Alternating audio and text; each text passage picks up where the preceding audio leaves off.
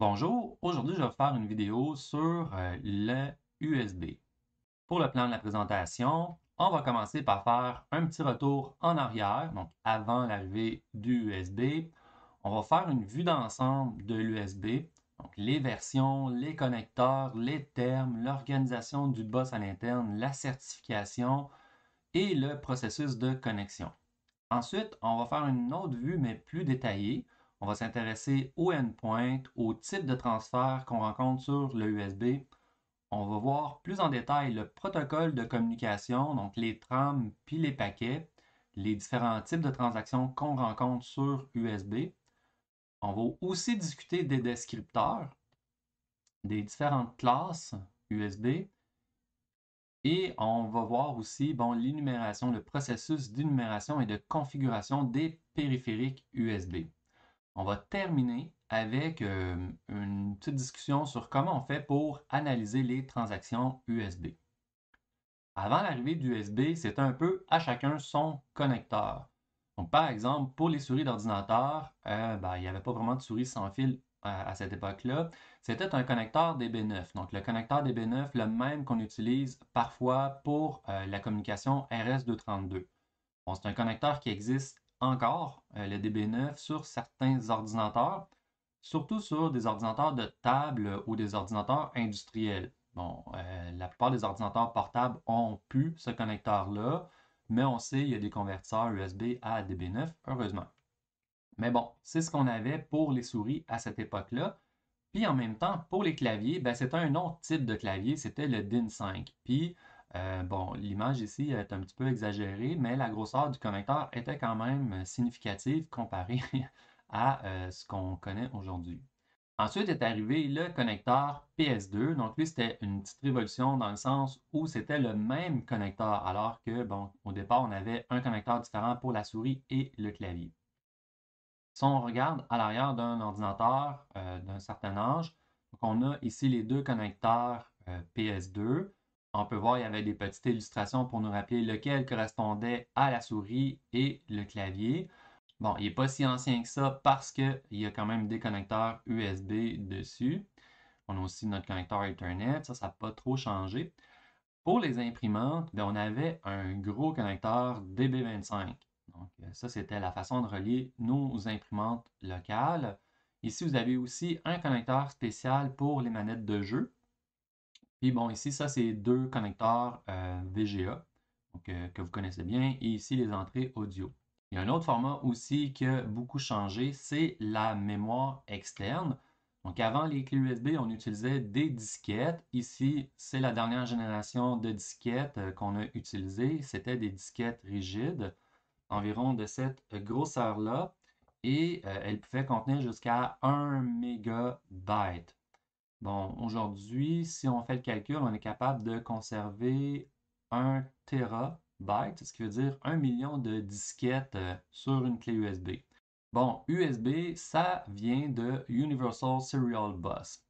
La première publication remonte à 1995 et c'était un regroupement de Compaq, Digital, IBM, Nortel, Intel, Microsoft et NEC. Le protocole USB va permettre de supporter jusqu'à 127 périphériques sans redémarrage. C'est une limitation due à l'adressage. Ce qui est génial, c'est le fait que c'est universel. Donc, par exemple, on va pouvoir connecter une caméra vidéo, des écouteurs, des haut-parleurs, une clé USB qu'on connaît tous très bien, notre téléphone portable, notre caméra, pourquoi pas un routeur. Donc, on peut aussi se connecter via USB sur un routeur, clavier, souris naturellement. Même certains écrans vont fonctionner par le port USB.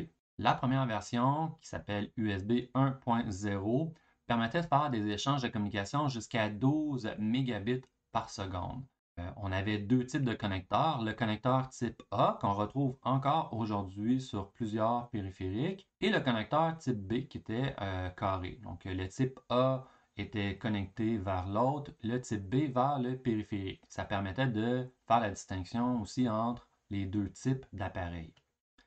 Ensuite est arrivée la version USB 2. Puis là, on a changé le nom de Low Speed à Full Speed. on est passé de 12 mégabits par seconde à 480 mégabits par seconde. On a vu avec l'arrivée du USB 2 aussi des nouveaux connecteurs. On a vu les mini puis les micros, encore une fois, qui distinguaient les A et les B. Les A étant réservés pour les autres, les B étant pour les périphériques.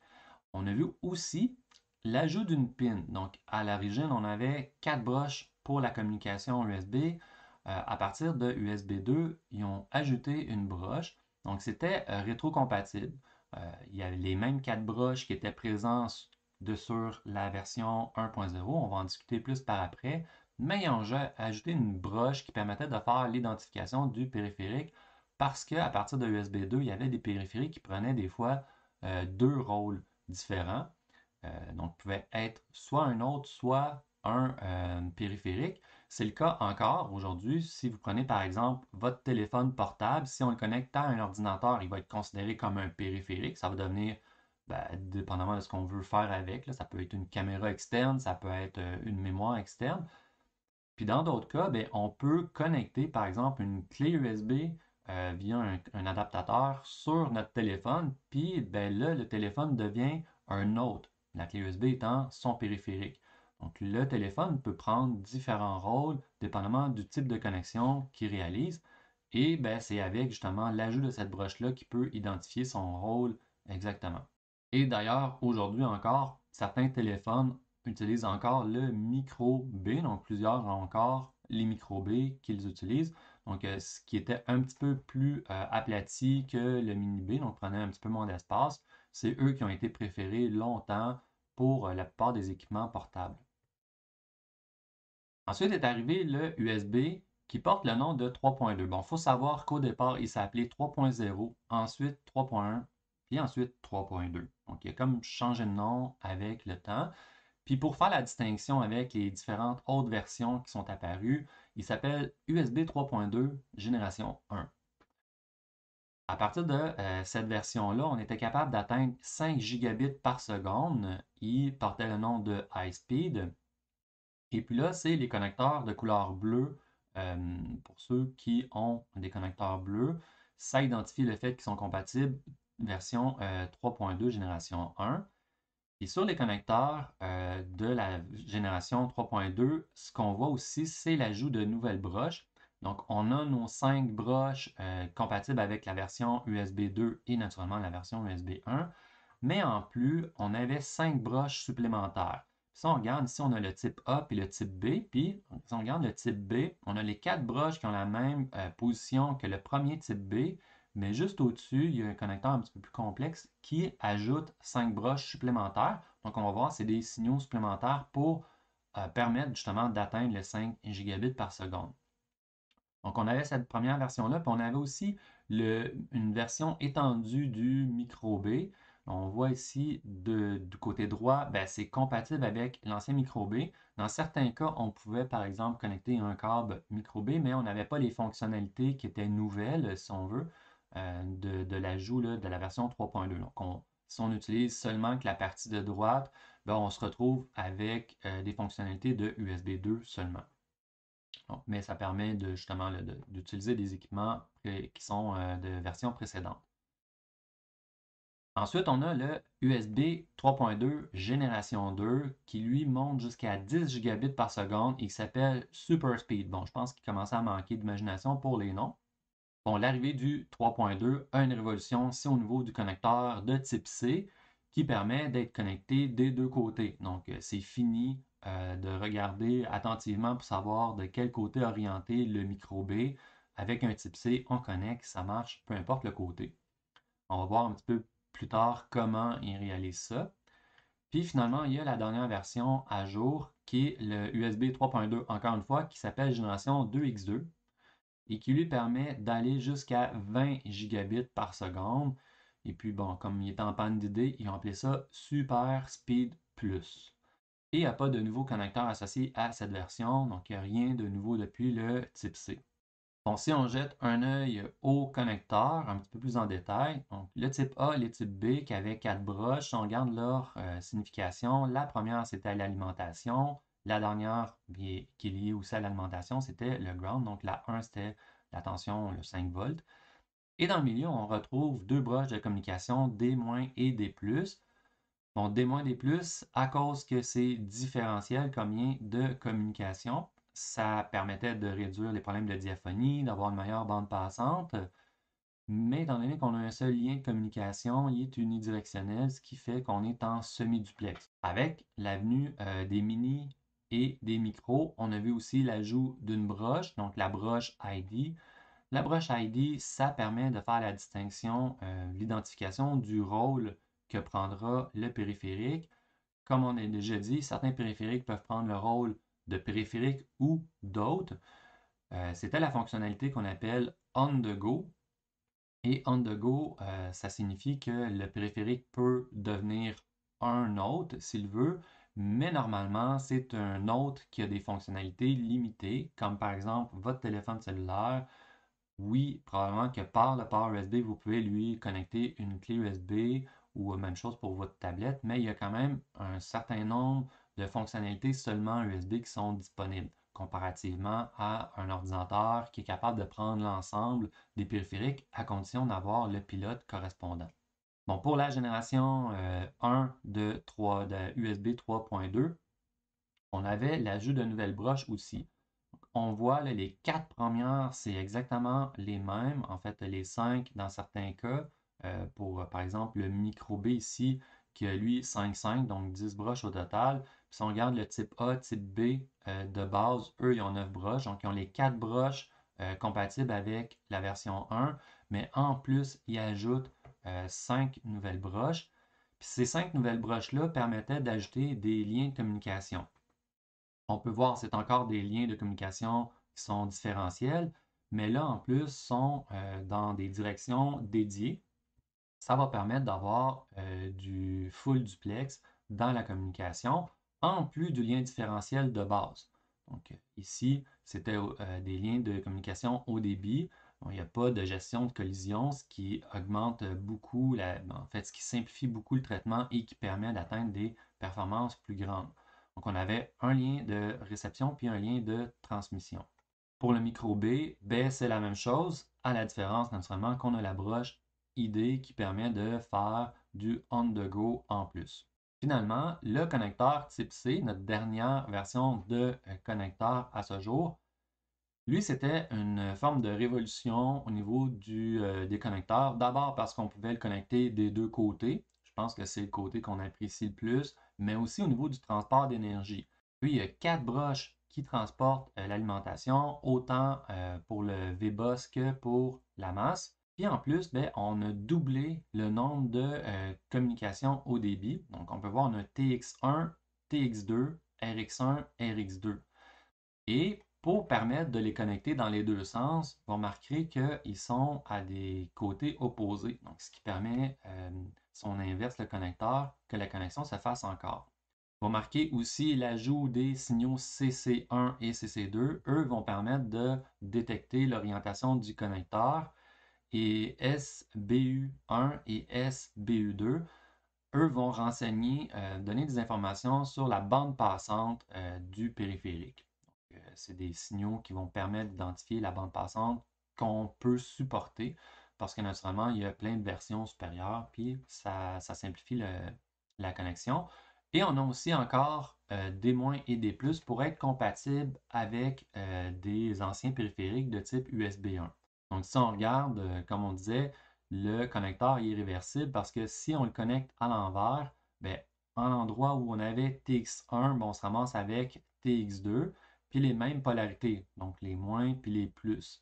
Même chose ici, au lieu d'avoir TX2, on a TX1, puis avec l'utilisation de CC1 et CC2, on peut détecter qui est quoi. Donc, ça facilite beaucoup l'utilisation de ce connecteur-là, en plus de le rendre si intéressant aussi au niveau du transport de l'énergie. Le connecteur type C, étant donné son fort débit et son alimentation, il permet de remplacer vraiment une multitude d'autres connecteurs. Entre autres, dans certains cas, il va permettre d'alimenter le périphérique et des gros périphériques, même des ordinateurs portables. Il remplace naturellement les types B, les types A, les mini, les micros, la version étendue des micros, les versions étendues qu'on a vues, par exemple du B, et même des connecteurs de type vidéo, parce que dans certains cas, bon, on va pouvoir connecter les périphériques vidéo. Étant donné le débit qui est disponible, on peut aussi remplacer, par exemple, la connectivité HDMI par un type C. Au niveau des différents termes qu'on va rencontrer, bon, premièrement, revenons sur USB, Universal Serial Bus. Ensuite, j'utilise beaucoup le mot host pour host en anglais. Lui, c'est le maître du bus qui va organiser puis gérer le trafic. Comme on a dit, c'est une responsabilité qui peut changer. Les périphériques, eux, vont être considérés comme les esclaves qui se connectent à l'autre. On the go, donc on the go, ça va indiquer que le maître a des fonctionnalités limitées. On sait souvent, comme on dit, un périphérique qui peut prendre le rôle de maître dans certaines conditions. Les concentrateurs ou les hubs USB, c'est un module qui permet de répéter le signal et qui va permettre d'augmenter le nombre de périphériques USB. Donc souvent sur nos ordinateurs, on a un nombre limité de connecteurs USB, ce qui fait qu'on a besoin d'ajouter un hub pour être capable de connecter l'ensemble de tous les modules qu'on veut, surtout dans les cours de programmation où on a le JTAG qu'on ajoute, on a les connecteurs USB, on a notre analyseur logique, l'oscilloscope des fois, en plus de la souris, des clés USB. Donc, bref, le 2, 4 connecteurs, dépendamment du type d'ordinateur qu'on a, c'est jamais suffisant pour faire l'ensemble des fonctionnalités dont on a besoin. On va parler des paquets pour les données qui sont échangées lors d'une transmission. On va utiliser le mot tram pour parler de l'ensemble temporel des données groupées. Donc, elle va regrouper un ou plusieurs paquets ensemble. Énumération, mais c'est le processus d'établissement de la liaison entre l'autre et le périphérique. L'énumération parce qu'il va recevoir, entre autres, son numéro, donc son adresse, durant ce processus-là. Les descripteurs, ben, ça, c'est la structure d'information qui contient l'information sur le USB, qui va dire, par exemple, c'est qui le fabricant, c'est quoi le type de périphérique exactement, parce qu'on identifie et le fabricant et le type de périphérique, par exemple, Microsoft et la clé USB, par exemple. Puis aussi, on va dire c'est quoi le type de périphérique, est-ce qu'il y a besoin d'un pilote particulier, des choses comme ça. Donc, les descripteurs vont permettre au système d'exploitation de savoir comment échanger des informations avec le périphérique. Pour l'organisation du bus USB, donc d'abord, on a un premier hub qui est connecté sur l'autre. Bon, l'autre, imaginons que c'est notre ordinateur portable, ben, le hub, c'est lui qui offre, par exemple, 4 connecteurs de sortie sur le boîtier de l'ordinateur. À ce connecteur-là, on peut connecter, par exemple, un autre hub ou des périphériques directement. Et à partir du deuxième hub, ben là, on peut reconnecter d'autres périphériques. On pourrait même cascader un autre hub si on avait besoin de plus de connexions. Au niveau des certifications, bon, si on fait du développement dans son sol, on peut prendre des numéros bidons ou qu'on peut emprunter. De toute façon, si on prend l'exemple, par exemple, de notre Arduino Micro, on va voir, il y a des numéros déjà que Atmel a enregistrés pour ces microcontrôleurs. Donc, on peut souvent utiliser ces numéros-là pour être capable de faire nos petits projets personnels. Si on désire commercialiser nos produits, mais là, il faudra s'enregistrer avec usb.org pour obtenir un numéro de vendeur et enregistrer nos différents produits. Ce n'est pas un processus qui est gratuit, donc il faut débourser des sommes pour obtenir cette certification-là. Aussi, ben, dépendamment du type de périphérique que vous faites, ça se peut que vous ayez besoin d'un pilote particulier. À ce moment-là, encore une fois, il faudra obtenir une certification au niveau de la plateforme que vous allez viser. Donc, par exemple, Windows, il faudra aller chercher des certifications Windows pour votre pilote pour qu'il soit enregistré puis qu'il puisse être installé conformément aux règles du système d'exploitation. Bon, une des révolutions par rapport au USB, je vous l'ai dit au départ, c'était le fait qu'on pouvait faire des connexions à chaud. Donc, avant USB, il fallait redémarrer les systèmes d'exploitation ou voir les ordinateurs quand on ajoutait des périphériques. C'est plus le cas, on le sait, on peut connecter et retirer les équipements sans trop de problèmes. Bon, la détection va se faire par un changement de niveau au niveau des signaux D+ et D-. On verra tantôt quel genre d'identification est possible par rapport à ces signaux-là. Une fois que la détection sur les signaux D+ et D- sont faites, l'autre va envoyer au périphérique un signal d'initialisation et lui dire d'utiliser l'adresse 0. Ça va être temporaire. Par après, il va lui donner une autre adresse. il va procéder à l'étape d'énumération, il va lui donner une adresse finale, lui dire quelle adresse il doit utiliser pour cette connexion-là. Donc, c'est une adresse qui change à chaque fois qu'on se connecte sur un système. C'est aussi à ce moment-là qu'il peut charger le pilote qui va être à utiliser pour ce périphérique-là, si jamais il y a un pilote particulier à utiliser. Bon, l'adressage est codé sur 7 bits, 2 à la 7, on sait que ça donne 128 possibilités. Bon, étant donné que l'adresse 0 est utilisée lors du processus d'énumération, c'est pour ça qu'on se ramasse avec nos 127 périphériques au maximum. 127 périphériques, c'est probablement plus que suffisant dans la majorité des cas d'utilisation. Il faut quand même faire attention parce que selon le type de hub utilisé, la limite du courant va varier entre 100 mA et 500 mA. Bon, au départ, lors de la connexion, les périphériques reçoivent 100 mA. Là, ça leur permet d'échanger les informations, par exemple les descripteurs, ces choses-là. Donc, ça permet d'avoir suffisamment d'alimentation pour faire la communication.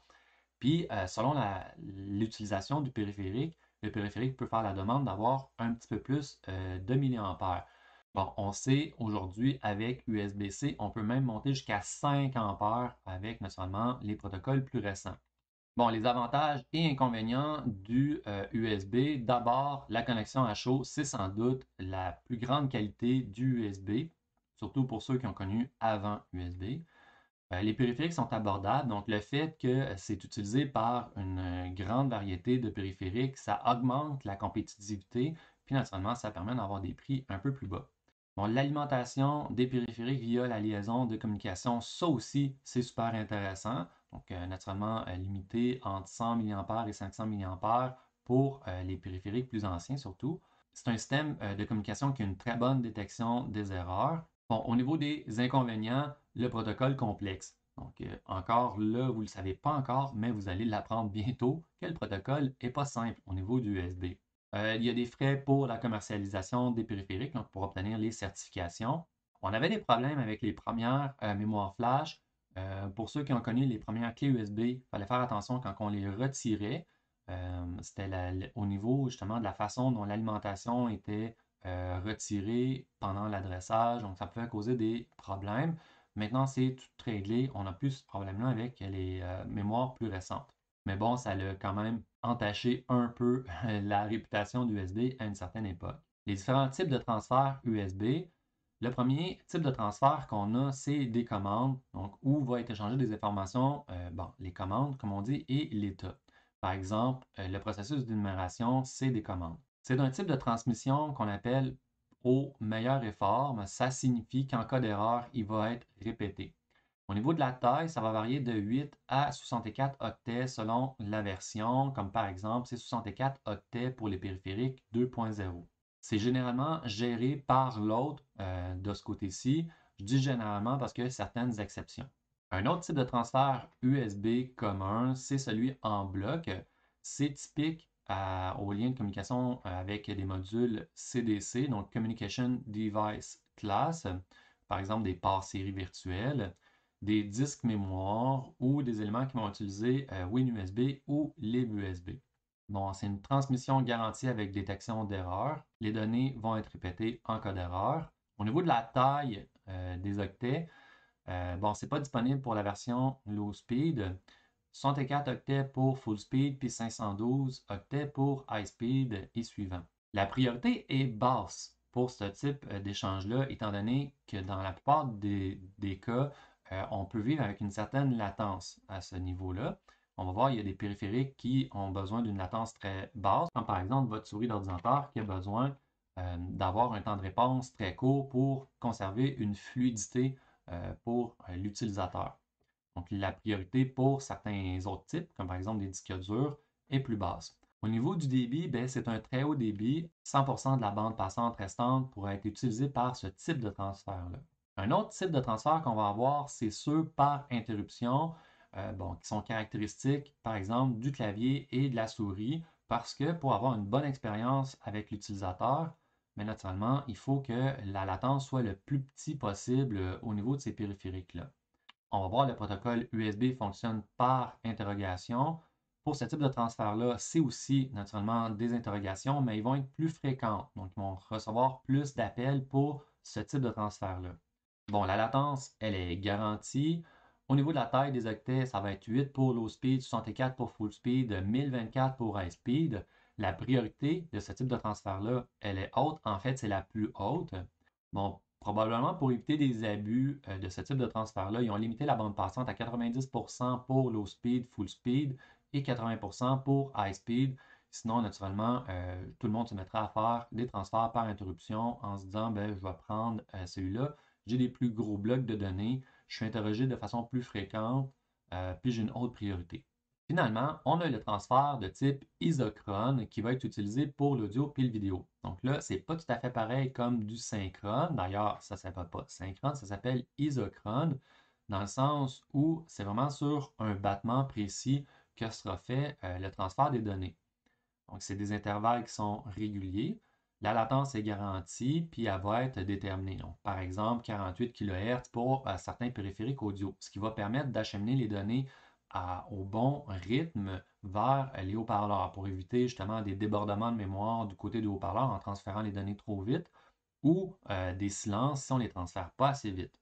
C'est une transmission sans garantie dans le sens qu'il n'y a aucune retransmission des données perdues. Donc, imaginons qu'il y a une donnée qui a un problème dedans et qui est rejetée ou juste comme elle n'arrive pas, ben, elle ne sera pas retransmise parce que naturellement, au pire, au niveau de l'audio, on a eu un petit manquement, mais ça va éviter de faire un blocage, l'espèce de buffering qu'on observe là, mettons pour les transferts de données sur Internet, là, sur Netflix, des choses comme ça.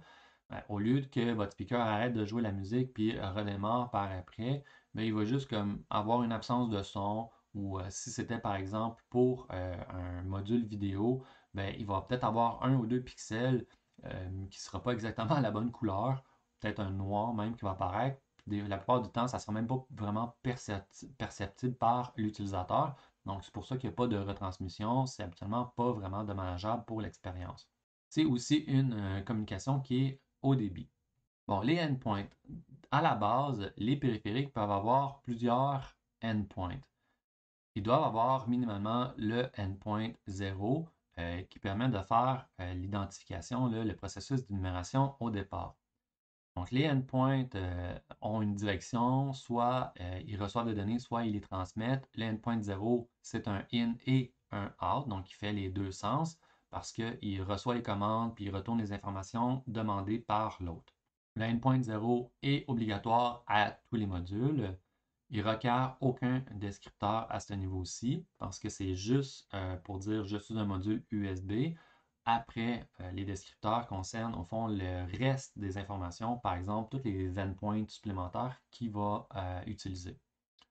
Bon, le nombre va varier. Par exemple, une souris de base utilise un seul endpoint d'entrée. Donc, ça identifie par rapport à l'autre. Donc, les informations partent de la souris vers l'ordinateur. Donc, au niveau de l'autre, c'est un endpoint entrant. Donc, un input pour lui. Pour les modules qui sont high speed puis full speed, la limite c'est de 16 dans les deux directions, donc un total de 32 endpoints maximum. Ça inclut pas le endpoint 0 qui est comme là d'emblée. Pour les low speed, le maximum c'est 2, ce qui va limiter naturellement les fonctionnalités qu'on peut obtenir avec un système low speed. Au niveau de la détection des erreurs, il y a un contrôle de redondance cyclique, ce qu'on appelle le CRC, là, pour Cyclic Redundancy Check. Au niveau du protocole de communication, les échanges vont se faire par interrogation, comme on avait dit. Donc, on se fait demander est-ce que tu as quelque chose à dire. L'autre démarre une communication et envoie un jeton. Donc, le jeton va démarrer l'échange. Dans le jeton, il va indiquer l'adresse qui est visée, la direction, puis le type de transfert qui est attendu. Donc, ça peut être un in, un out, dépendamment de tantôt, et aussi un setup. Ça peut être aussi un start of frame pour cadencer ou garder les systèmes actifs, donc pour ne pas perdre la communication. Une fois que c'est fait, donc une fois que le jeton est envoyé, les paquets de données vont être échangés. Donc les données vont être échangées en alternance entre data 0 et data 1 qui vont s'alterner durant les transferts. Ça permet de détecter les pertes. Donc justement, si on reçoit un data 0, ensuite un autre data 0, ben, on a un problème, on a perdu un data 1. On a aussi des paquets d'acquittement pour dire ben, j'ai reçu ton paquet. Donc, c'est une façon de détecter est-ce que les données sont reçues? Donc, on peut avoir des ACK, des NAC, puis des stalls. Donc, ils vont indiquer si les données sont reçues correctement. On a aussi des paquets spéciaux pour la série iSpeed, qui sont les split puis csplit, qui sont utilisés pour diviser des communications. Comme le nom le dit, on peut aussi avoir des ping, des NYET, qui sont utilisés pour faire des transferts en bloc. Si on regarde au niveau du temps, comment ça se traduit tout ça, donc on a un ensemble de trames qui vont se suivre dans le temps sur le lien de communication. Si on regarde de plus près à l'intérieur d'une trame, ce qu'on va reconnaître, c'est un start of frame. Ensuite, on va voir la transaction, dans différentes transactions. Au niveau des transactions, ça va commencer par une séquence de synchronisation suivie d'un jeton avec un end of packet pour ce paquet-là qui va être suivi par différents autres paquets, si vous voulez, où on voit encore de la synchronisation, les données end of packet pour chacun des paquets transmis jusqu'au dernier qui va encore une fois être un paquet de fin, si vous voulez, de transaction dans lequel on va avoir la synchronisation, le handshake puis le end of packet. Bon, les trames vont servir à procurer un canevas pour les données qui vont être échangées sur le bus. Ils vont être formés d'un élément de départ et du paquet. Donc, ils vont être formés de l'élément de départ, le start of frame, suivi d'un certain nombre de paquets qui peuvent être des données ou du contrôle. Bon, les paquets qui sont échangés peuvent provenir de plusieurs périphériques en même temps. Donc, ils vont recevoir une case temporelle dans la trame. S'il y a un des périphériques qui avait une case assignée et pas prêt lorsque la trame passe, ben, il perd son tour puis il devra attendre la prochaine trame. Donc, si on fait des exemples de trame, supposons qu'on a une souris, un clavier, une clé USB, puis un lien série de type CDC.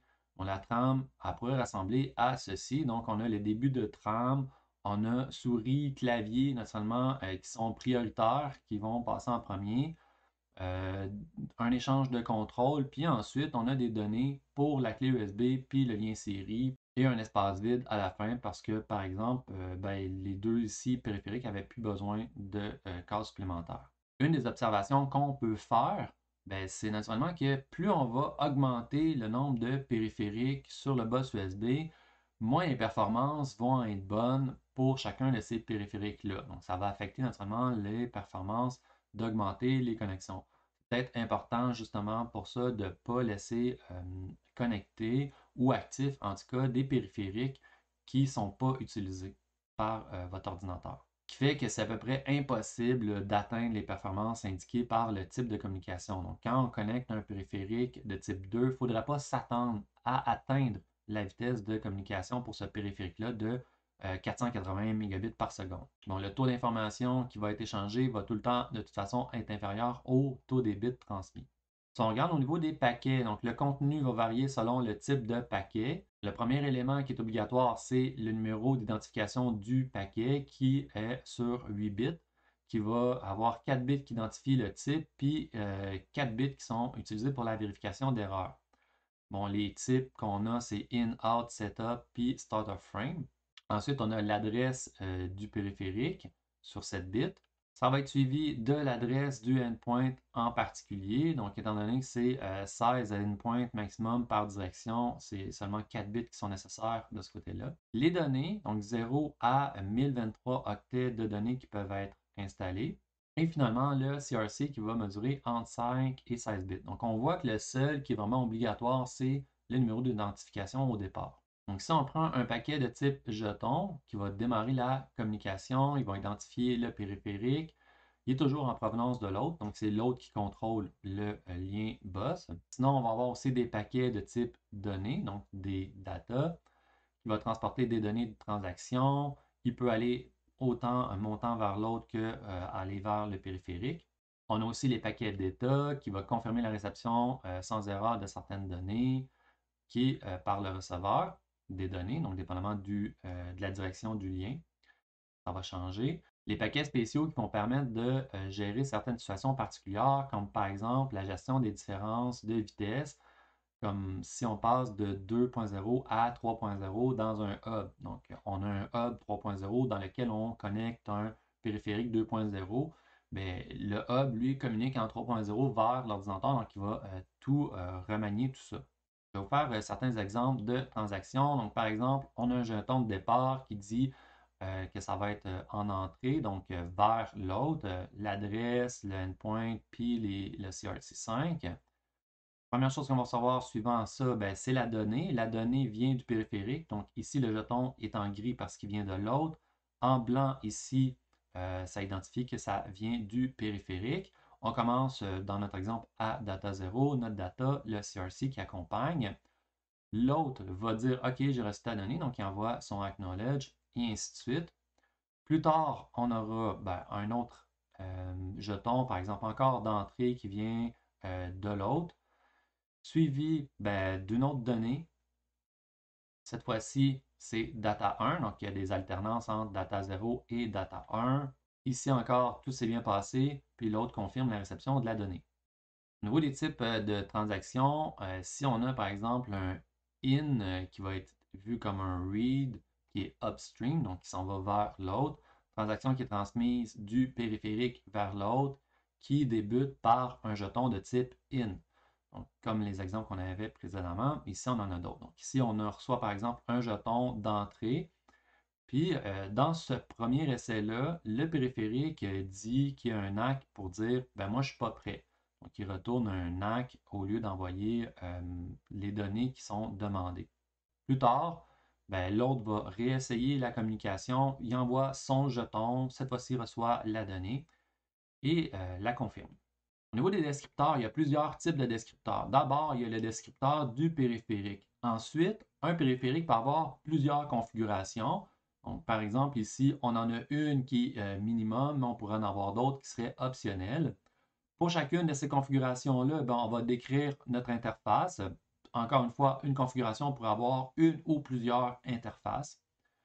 À partir de chaque interface, ça va décrire le endpoint ou les endpoints. Donc, c'est l'arborescence qu'on va avoir au niveau des descripteurs. Bon, les descripteurs, c'est une structure d'information qui est définie par le développeur. Les structures de données, c'est des formats standardisés, donc on ne peut pas décider ce qu'on veut. Donc, c'est déjà comme ça, il faut s'y conformer. Bon, c'est important aussi de noter que les données sont transmises avec le LSB en premier. C'est important quand on crée en code les structures de s'assurer de l'ordre de nos structures, parce que dépendamment de notre compilateur, comment on l'a configuré, quand on fait nos structures de données, elles sont en haut ou en bas pour le LSB, donc il faut s'assurer de respecter cet ordre-là. Les descripteurs de périphérique vont indiquer la spécification à laquelle le périphérique se conforme comme tel, le nombre de configurations, les protocoles qui sont supportés, l'identification du vendeur, donc le VID pour Vendor ID. Par exemple, pour Atmel, c'est 0x03EB, Microchip 04D8. Si vous voulez la liste complète, je vous ai mis le lien ici qui vous donne l'ensemble des identifiants qui sont disponibles. Ensuite, en lien avec le vendor ID, ça prend une identification du produit. Donc, par exemple, Atmel, il y a plus qu'un type de produit. Donc, pour chacun de ces produits, il va aller chercher un numéro correspondant. Si on prend l'exemple de l'UFA CDC, donc l'exemple du port série qu'on fait, le numéro d'identification du produit, c'est 0x2044 qui, lui, spécifié sous Atmel. Bon, pour demander un numéro PID chez Microchip, c'est Microchip maintenant qui gère Atmel pour le développement d'une production qui serait inférieure à 10 000 unités. Il y a un processus. Donc, éventuellement, si vous créez des produits à partir d'un produit Microchip, vous pouvez vous enregistrer sous Microchip, un peu comme l'UFA a fait pour s'enregistrer sous Atmel. Donc, vous pourriez obtenir votre numéro. Encore une fois, si vous prévoyez avoir une production limitée en bas de 10 000. Donc, ça peut limiter les frais de certification. Et finalement, on a un numéro de série pour identifier spécifiquement l'équipement lui-même. Si on regarde la structure du descripteur de périphérique, on regarde ici, on a les champs, les différentes tailles associées. Donc, ils sont tous d'un octet à l'exception de BCD USB qui donne le numéro de version. Dans la partie description, on a des informations, puis entre parenthèses, je vous ai mis des exemples qui sont tirés de l'activité de la configuration de la librairie Lufa pour se faire un port série. Donc, si on regarde ici la taille du descripteur en octet, 18 octets au total. Le type de descripteur, nous autres, c'est un device de type 1. Version du USB, nous, c'était 1.0. Donc, c'est pour ça que ça prend 2 octets. Donc, 0, 1, 1, 0. Ensuite, on a le segment qui permet d'identifier le pilote qui doit être utilisé par le système d'exploitation, qui va être déterminé à partir de la classe, sous-classe et le protocole. Bon, dans l'exemple, on a ici CDC qui est 0x2 pour la classe, HID qui est 0x3, puis les informations qui viennent en dessous, comme on disait, vont permettre d'identifier certains éléments, certains sous-éléments. Ensuite, on va spécifier le nombre de paquets qui sont supportés par le endpoint 0. Bon, ça dépend de la technologie qui est utilisée. Dans notre cas, nous, c'était version 1.1. Donc, on était capable de supporter 8 octets maximum pour les endpoints 0. Pour la suite de la structure, on a l'identification du vendeur qui est de taille 2 octets, qui permet d'identifier le vendeur. Au niveau d'ATME, c'était 0x03EB. Pour l'identification du produit dans la démonstration sur la communication série, le virtuel, le numéro c'était 0x2044. Pour le numéro de version de la device, qui pourrait être utile par exemple si on avait un pilote particulier, dans notre cas à nous, c'était 0001 pour version 0.01 au fond. L'identification du manufacturier, du produit, puis le numéro de série, bien ça nous donne des index pour les chaînes de caractères. Donc ça nous renvoie au fond à des chaînes de caractères plus loin, ce qui permet éventuellement justement de donner des descriptions textuelles complètes qui ne sont pas nécessairement connues de l'ordinateur au départ. On peut changer. Donc, nous, dans la démonstration, ça disait que c'était la démonstration du lien série CDC, mais on pourrait changer ça pour un autre nom. À ce niveau-là, ça n'a pas vraiment d'impact de changer cette information-là. La sélection du pilote ne se fait pas par rapport à ce texte-là de toute façon. Dans notre cas, nous, on avait donc 1, 2 et 0 qui donnait l'index 1, 2, puis aucun parce qu'on n'avait pas de numéro de série spécial. Et finalement, le nombre de configurations qui dit combien de configurations vont être utilisées. Dans notre cas à nous, il n'y en avait seulement qu'une. Au niveau du descripteur de configuration, la taille, c'est 9. Bon, tous les descripteurs commencent par la taille suivie du type. Ici, bon, la taille, ensuite le type de descripteur. Ici, on dit que c'est une configuration, c'est type 2. La grosseur totale. Ensuite, la première information qu'il nous donne, c'est le nombre d'interfaces. Ici, nous, on avait un RX et un TX, donc 2 interfaces. Ensuite, on a le numéro de configuration qui est utilisé pour cette configuration-là qu'on est en train de recevoir, suivi du i-configuration qui nous donne l'index, la chaîne de caractères qui décrit cette configuration-là spécifique. Donc, dans le cas de notre exemple, on n'avait pas d'informations textuelles reliées à ça. On a ensuite les différents attributs. Donc, dans notre cas, à nous, on a activé le bit 7 puis le bit 6. Bon, le bit 7, il faut tout le temps le mettre à 1, c'est un bit qui est réservé. Puis le bit 6 disait qu'on était auto-alimenté. Au niveau, le dernier bit, c'est pour dire la puissance maximum qui va être requise. Donc, ici, c'est en unité de 2 mA. Donc, comme on disait, on pourrait solliciter d'avoir plus de milliampères. Bon, dépendamment du type de périphérique, on peut dire combien qu'on a de besoin. Dans ce cas-ci, on reçoit dans la configuration qu'on a demandé 100 mA parce que l'information qu'on entrait, c'était 50. Ici, il faudrait naturellement mettre 250 comme information si on voulait recevoir 500 mA qui est le niveau maximum pour le type de périphérique. Le prochain descripteur, c'est le descripteur d'interface. Dans ce cas-ci, bon, la grosseur, c'est 9, le type, c'est 4.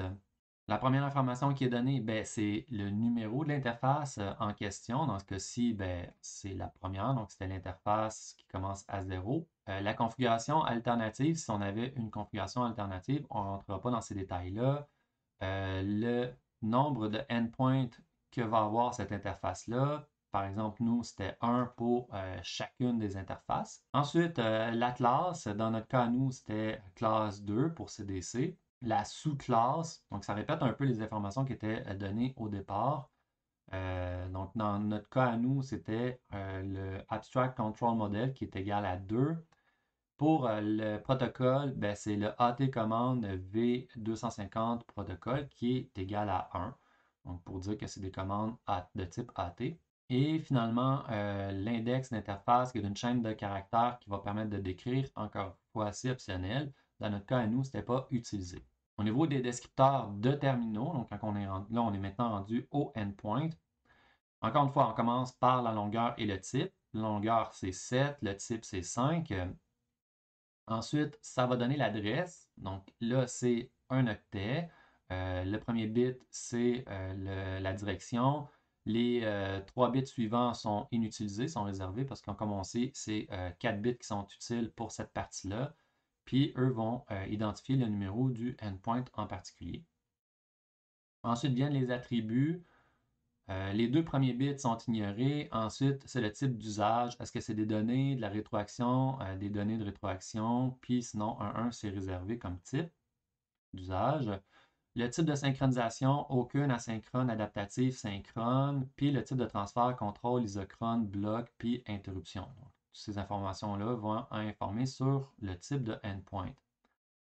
On a aussi la taille maximum des paquets. Donc ici, on a 2 octets pour spécifier ça. Puis les intervalles d'interrogation en millisecondes pour le type d'interruption. Donc toujours 1 pour isochrone et pour les autres, ça va être ignoré. Finalement, on a les descripteurs de chaînes de caractères. Là, quand on a des chaînes de caractères associées dans les descripteurs, ensuite de ça, on a des descripteurs de chaînes de caractères. Comme pour tous les descripteurs, ça commence par la grosseur suivie du type. Le type 3, c'est ce qui correspond aux chaînes de caractères. Au niveau du contenu, à la fin, la taille, c'est variable, comme on sait, ça dépend. Puis ça va contenir soit du texte, soit un code de langage, par exemple. Si on veut passer au langage en anglais, ça va être 0x0409. Bon, on reprend notre souffle. On est maintenant rendu à parler des différentes classes de périphériques. La première qu'on rencontre, c'est le HID pour Human Interface Device qui fonctionne en interruption. Les deux qu'on connaît bien là-dedans, c'est les souris et les claviers. Sinon, les MSD pour Mass Storage Device Block, les clés USB en font partie. CDC pour Communication Device Class qui fonctionne, eux, en interruption et bloc. Le lien série virtuelle qu'on utilise, là, qui est le pseudo RS232 qui est utilisé. Puis on a finalement le type vendor qui est générique pour lequel il n'y a pas de pilote standard. Donc là, il va falloir spécifier le pilote particulier à aller chercher.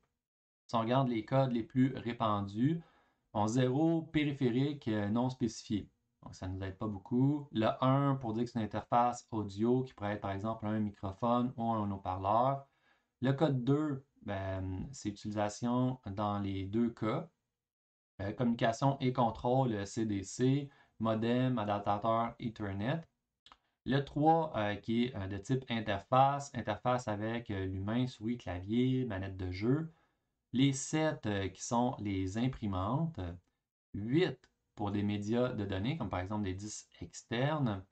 Les 0XA pour les données CDC. Donc ici, il faut savoir que CDC fonctionne sur 2 classes différentes. Une pour la gestion, si vous voulez, du lien. L'autre qui va permettre de faire la transaction des données. Donc d'ailleurs, vous avez probablement remarqué qu'on avait 2 classes spécifiées à l'intérieur des descripteurs dans l'exemple sur le lien série. Si vous ne l'avez pas déjà fait, allez le faire. Donc utilisé avec la classe 0x2. Et finalement, le B qui correspond aux cartes à puce, par exemple, pour les lecteurs de cartes là, de type Smart Card. Bon, la liste complète, je vous ai mis le lien en bas, vous pourrez aller la consulter. On est maintenant rendu au processus d'énumération et de configuration. Il y a 3 étapes qui vont être faites lors du branchement d'un périphérique. D'abord, il y a la détection dynamique qui consiste à détecter les changements sur le lien USB. Là, on avait parlé sur D+, et D-. Ensuite, il y a l'énumération où le périphérique va recevoir son adresse. Et finalement, il y a la configuration. C'est le processus dans lequel l'autre va envoyer des requêtes standards au périphérique.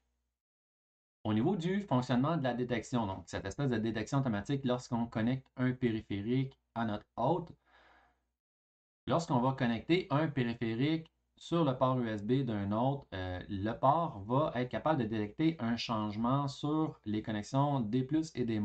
Bon, notre périphérique reçoit de l'alimentation par VBus et Ground, et lui, de son côté à l'interne, il y a une résistance qui va indiquer son type. Pour les périphériques low speed, c'est une pull-up sur D-, alors que pour full speed et high speed, c'est une pull-up sur D+. Le changement de tension sur le lien de communication, donc D+, ou D-, dépendamment comment il va varier, l'autre va pouvoir déterminer, premièrement, qu'il y a un nouveau périphérique de connecté et ensuite le type du périphérique. Pour faire la distinction entre le full speed et le high speed, ça va se faire via ce qu'on appelle un chirp, qui est un signal de modulation en fréquence et d'impulsion comprimée. Dans le processus de numération, la plupart des situations, c'est qu'on passe par un hub. Donc, on connecte le périphérique sur le hub. L'autre, lui, va interroger sporadiquement les hubs pour savoir est-ce qu'il y a des nouveaux périphériques de présent. Si c'est le cas, la première chose qu'il va faire, c'est qu'il va faire une demande d'information pour connaître la vitesse du nouveau périphérique. L'autre va demander ensuite de faire un set port feature, ce qui va forcer D+ et D- à 0 pendant 10 millisecondes, ce qui va provoquer la remise à 0 du périphérique. Durant cette remise à 0-là, il va envoyer le pattern koji, koji, koji. Si le périphérique retire son tir haut de D+, ben ça va lui permettre de détecter que c'est un HS et non un FS, donc un high speed et non un full speed. Bon, après la remise à 0, le périphérique va se mettre à répondre aux requêtes sur l'adresse 0. On sait de son adresse qui est temporaire, comme on sait. Bon, il y a un seul périphérique qui est énuméré à la fois. D'ailleurs, c'est une séquence qui est gérée uniquement par l'autre. Ensuite, l'autre va interroger le périphérique sur la taille de message du endpoint 0, puis ensuite va lui envoyer une requête getDescriptor. Donc, cette description-là, c'est juste celle du périphérique. Donc, après la réception du descripteur de périphérique, l'autre va envoyer l'adresse que le périphérique doit utiliser à partir de ce moment-là. Après la réception de l'adresse, le périphérique redémarre et maintenant va répondre à l'adresse qu'il vient de recevoir. Suite à ça, l'autre va l'interroger sur les autres descripteurs. Donc, c'est là qu'on va voir tous les autres descripteurs retourner vers l'autre. Après la réception des descripteurs, ben, le système d'exploitation va prendre ses décisions là, par rapport au pilote qu'il doit utiliser. Bon, il va utiliser le vendor ID puis le product ID pour déterminer le pilote qui est requis. Bon, si ce n'est pas quel pilote qu'il doit utiliser, il doit demander le .inf correspondant. En tout cas, c'est ce qu'on utilise sous Windows.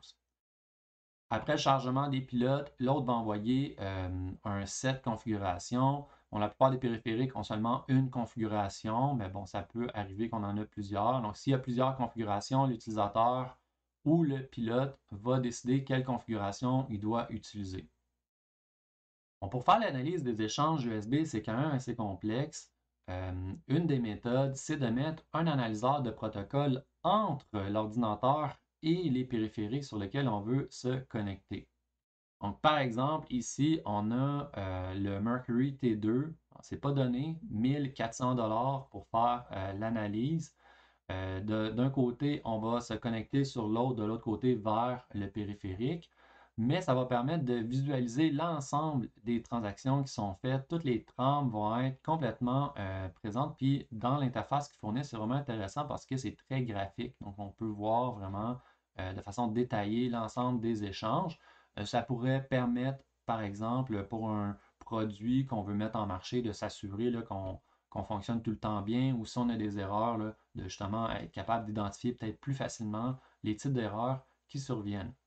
Donc, ça correspond au fond à faire l'analyse logique quand on la fait sur des ports de communication, le SPI I2C, dans le cas de l'USB, ben, ça se fait avec ce genre d'analyseur-là.